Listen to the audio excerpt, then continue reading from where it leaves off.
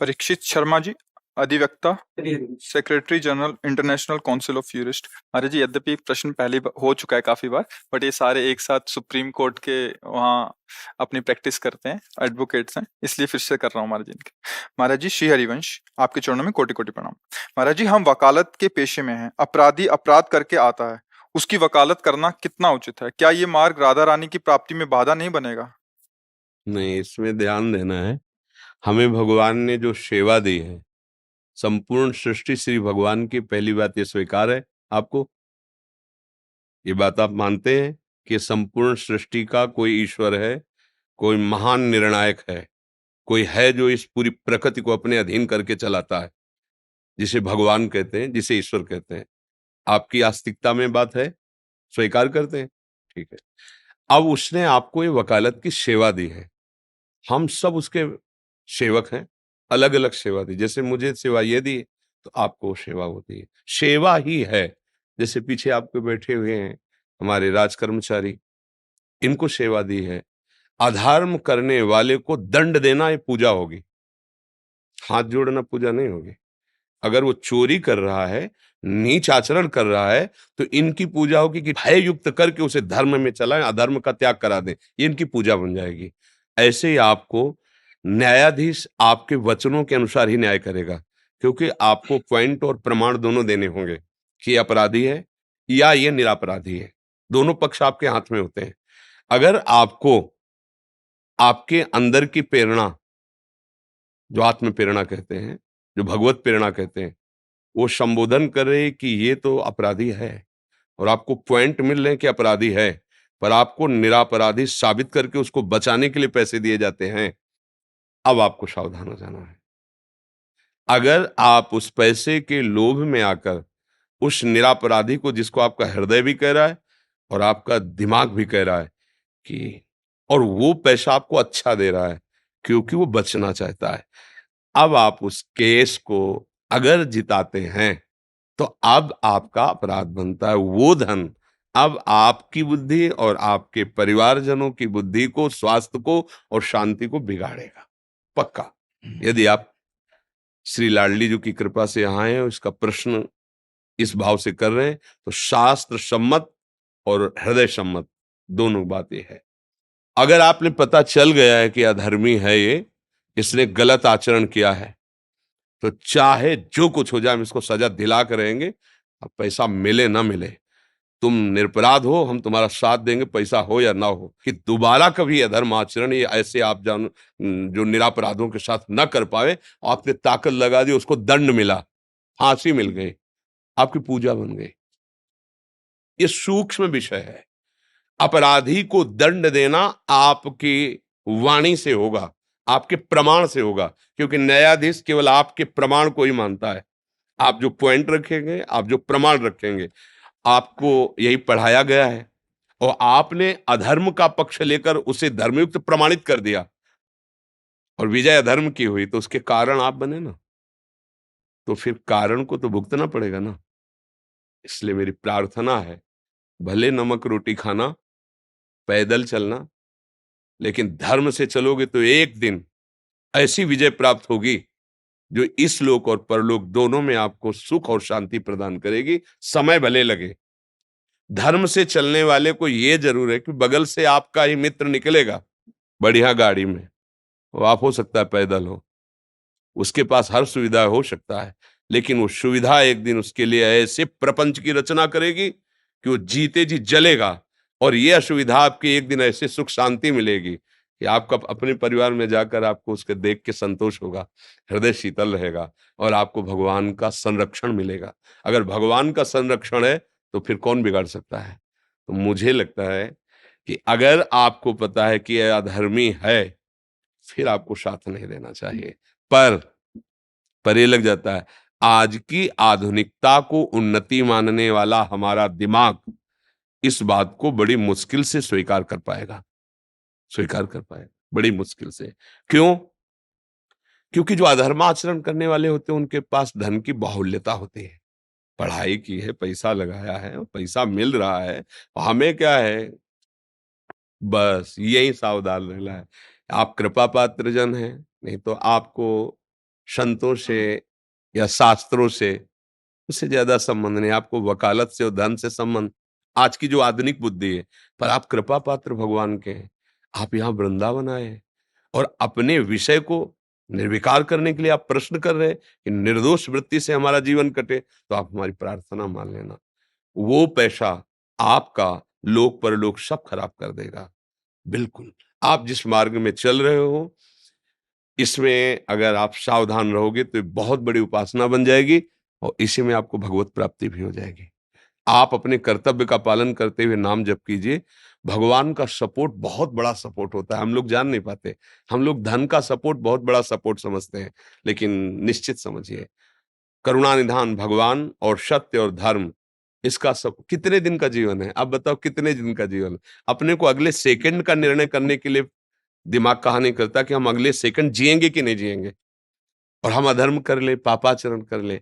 हो सकता है कोई ऐसा आदमी हो जो एकदम निर्दोष है और आपके वचन से उसको दंड मिल रहा है। अब आपकी हालत क्या करेगा? जो बड़ा न्यायाधीश है, वो देख रहा है कि आप जानते हुए भी धन के लोभ से ऐसा ऐसा, तो मुझे लगता है कि भले आपको धन कम मिले, भले आपकी कुर्सी कमजोर हो, लेकिन आप सत्य से चलोगे तो हमारे भगवान की गोद में बैठने लायक बन जाओगे। और वो जिसको स्वीकार कर लिए, वही त्रिभुवन में विजय को प्राप्त होता है। बस, वो महालक्ष्मी पति हैं, वो करुणा कर दे तो मारा ऐश्वर्य घूमेगा। अधर्म आचरण से आज तक कभी किसी को सुख प्राप्त नहीं हुआ। इसलिए धर्म से चलिएगा, और बड़ी कृपा है आपके ऊपर कि आप सब नवीन अवस्था को और ऐसी ऐसी बुद्धि, जो तार्किक बुद्धि, वकील का मतलब क्या होता है? जो बात को कई तरह से प्रस्तुत कर सके, बहुत फॉरवर्ड, तेज बुद्धि, सामने वाले की बात पकड़कर उसकी बात में अपनी बात रख देना, वजन करके रख देना। वो बात अगर हमारी बात समझ गई ना, वो ही बुद्धि है, वही समझ गई ना, तो बहुत जोर की बुद्धि है, क्योंकि उसको पकड़ना आता है, पॉइंट पकड़ना आता है। आप ये पॉइंट पकड़ लीजिएगा, भगवान आपके साथ रहेंगे और बड़ा मंगल रहेगा। कोई भी ऐसे नशा, ऐसी गंदी बातें अपने जीवन में नहीं रखनी चाहिए, जो हम प्रभु के सामने जाने में सकुचाएँ। समझ गए आप? मैं कुछ कहना चाह रहा था। हाँ, बोल। बस पिछले कई महीनों से आपसे मिलने की इच्छा थी, और बस प्रभु से, राधा रानी से उनका नाम जप करते करते वो कहता था कि आपसे मुलाकात हो जाए और ये प्रश्न कैसे भी करके ये प्रश्न आपके समक्ष में रख सकूं। मैं हर पल 24 घंटे में सोचता हूं कि 23 घंटे 20 घंटे जब तक भी मेरा मतलब मैं सोता नहीं हूं तो राधा राधा राधा जपता रहता हूं। लेकिन ना चाहते हुए भी बहुत सारे केसेस सामने आते हैं महाराज जी, जिनको हमें करना पड़ता है। तो अब ऐसी स्थिति परिस्थिति में या तो हमें घर परिवार त्याग के वानप्रस्थ की ओर नहीं, ऐसा कैसे परित्याग करना नहीं, पड़ेगा, ऐसा कैसे कर या नहीं, फिर काम दूसरा चेंज करना नहीं, पड़ेगा। काम भी दूसरा नहीं करना। ऐसा कैसे परिस्थिति आती है कि मुझे करना ही पड़ेगा धर्म? आप हमको अब प्रमाणित करके प्रमाणित बता। ये है जैसे किसी ने किसी गाड़ी से किसी का एक्सीडेंट कर दिया जी, और वो उसकी मौके पे मौत हो गई है। जी। अब उसकी मौके पे मौत हो गई है तो उसका केस वो हमारे पास लेके आया है। अब उसका केस नहीं लड़ेंगे तो भी हमने अधर्म कर दिया है। नहीं, कोई तो नहीं, नहीं, नहीं, ऐसा नहीं है कि आप अधर्म कर दिया है। जी नहीं, नहीं, अगर आप जानते हैं कि इसकी असावधानी के कारण, उसके भी 2 पॉइंट हैं। अगर वो जानबूझ करके उन्मत्त होकर के ठोक रहा है, तो वो विशेष अपराधी है। और अनजाने में अचानक हो जाता है ऐसा, तो उसको, वो तो गया ही, अब आप उसको बचा लीजिए। उसको आप अच्छी तरह समझिए। मतलब ऐसा नहीं कि आप जैसे बोले ना कि या तो ये अवहेलना हो जाएगी, अपनी बुद्धि की अवहेलना हो जाएगी। नहीं, अब हमने देखा वो तो गया।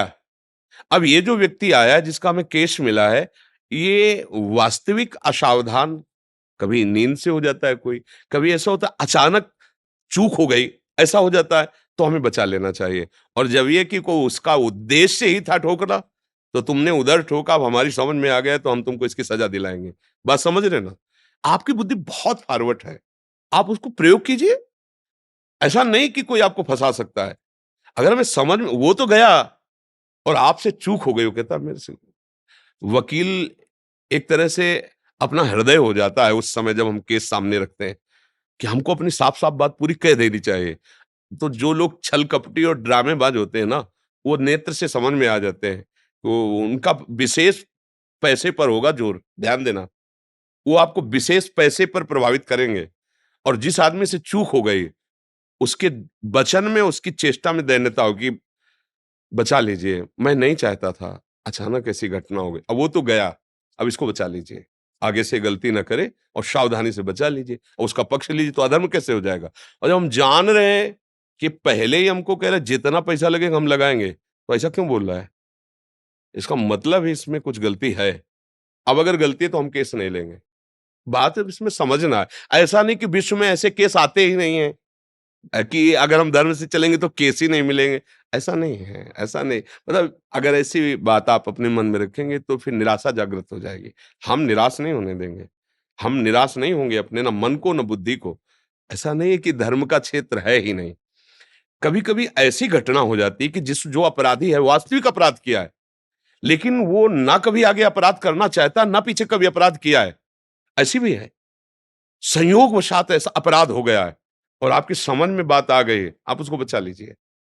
वो आगे से अपराध नहीं करेगा। ऐसे भी है, हो गया, पक्का हो गया है, पर हमारी इच्छा नहीं थी, ना पीछे कभी किया है। और अगर इस बार बचा लीजिए तो आगे भी कभी नहीं करेंगे, तो बचा लेना चाहिए। क्योंकि उससे गलती पहली बार हुई और जिनका व्यापार है गलती करना, वो हाँ, वो तो अपने आप आपको पता चले, उनकी पहली शर्त होगी पैसा।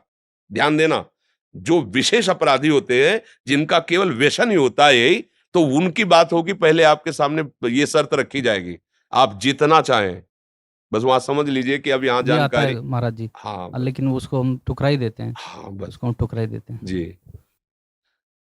महाराज जी, जैसे मैं नाम जप करता हूँ तो उसके बाद मैं विचलित रहता हूँ, बहुत ज़्यादा विचलित रहता हूँ मैं, 2-2 3-3 घंटे तक, 4-4 घंटे तक मेरा जो कंट्रोल नहीं रहता दिमाग बिल्कुल भी। देखो इसको बात समझना होगा, नाम एक तेजाब है।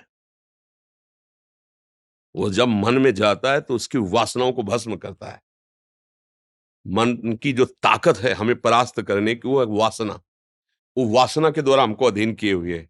और जब नाम जाएगा तो वासना को भस्म करता है, तो एक जलन पैदा होती है, जितनी गंदगी होती है वो सामने आती है। भजन ना करने पर तुम्हें उतनी गंदगी नहीं लगेगी, और जहां भजन आपने शुरू किया तो आपके गंदे विचार, गंदे आचरण जितना जमा वो सब सामने आना शुरू हुआ। वो आपको परास्त करने की चेष्टा कर रहा है, आपको हटना नहीं है। यही नाम उसको भस्म कर, आपको विचलित नहीं होना, थोड़ा समझना है। जैसे 1,00,000 मैसेज किसी ने हमको किए हैं उसी नंबर से, और हम डिलीट शुरू करें एक-एक, तो हमें 1,00,000 बार वही व्यक्ति का मैसेज दिखाई देगा। अब हम लगेंगे कि क्या हम इतने आधा घंटा से डिलीट करें, अभी तक डिलीट ही नहीं हुआ क्या? ऐसे ही असंख्यों बार हमसे अपराध हुए हैं। काम से, क्रोध से, लोभ से, मोह से, जिनको कोई नहीं जानता, भगवान जानते हैं, और वो सब हमारे मन में भरे हुए हैं। और जब हम नाम जब शुरू करते, मान लो काम वृत्ति वही आई, नाम ने नष्ट किया, फिर वही काम वृत्ति आई, नष्ट। मुझे लगता है ये कब नष्ट होगी? वो नष्ट हो रही प्रत्येक, पर वो जमा है बहुत पुराना, अनंत जन्मों से। इसलिए हिम्मत करके डटे रहो, राधा राधा बोलते रहो। एक दिन ऐसा आएगा कि निर्मल हृदय हो जाएगा, शांत हो जाएगा। नाम से कभी अमंगल नहीं होता। जी।